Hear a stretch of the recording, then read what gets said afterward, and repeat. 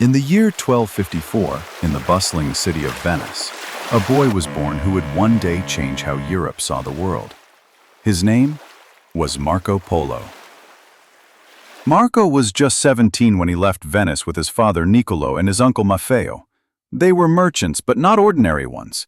Their trade routes stretched far into unknown lands. Their mission? To reach the fabled court of the great Mongol emperor Kublai Khan.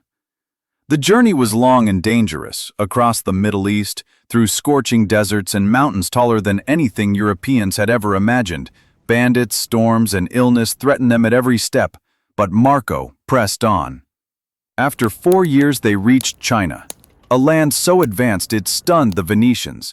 Cities with stone-paved roads, paper money, fireworks lighting the skies, and a ruler whose empire stretched further than Rome's ever had. Kublai Khan welcomed Marco Polo.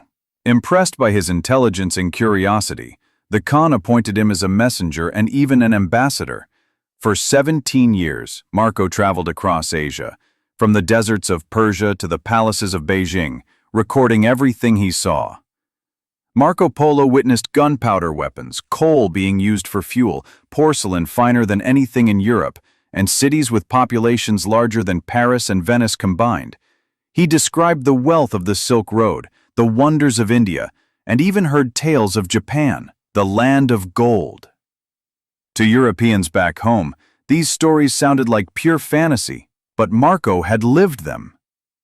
After 24 years, Marco Polo finally returned to Venice, but fate had another twist. Soon after, Venice went to war with Genoa. Marco was captured and thrown into prison. It was in that prison where he told his life story to a fellow prisoner, Rustichello. Together, they wrote The Travels of Marco Polo, a book that would inspire explorers for centuries.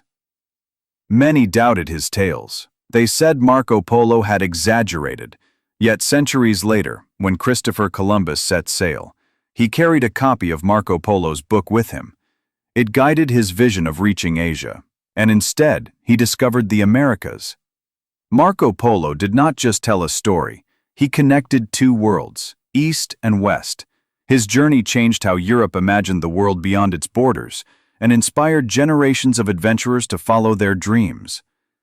Marco Polo once said, "I did not tell half of what I saw, for I knew I would not be believed." That is the greatest lesson of his story.